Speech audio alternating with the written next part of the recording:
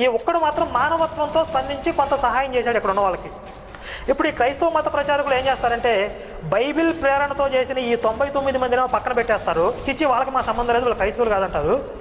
మానవత్వంతో సహాయం చేసిన ఈ ఒక్కడు చూసారా, వాడు క్రైస్తవుడు.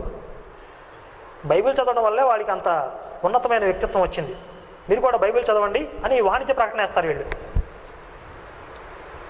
ఎంత దారుణం ఇది. పైగా ఈయన అంటాడు మదర్ తెరిసా కూడా కుష్ఠరోగులు సేవ చేసింది బైబిల్ చదవడం వల్లే అంటున్నాడు. ఈయన పూర్తిగా బైబిల్ చదివినట్టయితే అసలు ఈ మాట చెప్పేవాడు కాదు.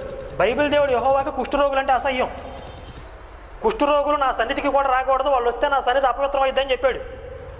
మీరు వెళ్ళి కుష్ఠరోగులకు సేవ చేయండి అని చెప్పాడా? బైబిల్ చదవడం వల్ల చేసిందా? ఆవిడ మత మార్పిడి చేయడానికి ఈ దేశం వచ్చింది. ఆవిడ సేవ చేయాలనుకుంటే చాలామంది పేదలు ఆవిడ దేశంలోనే ఉన్నారు. ఆవిడ కాన్సెప్ట్ వేరు.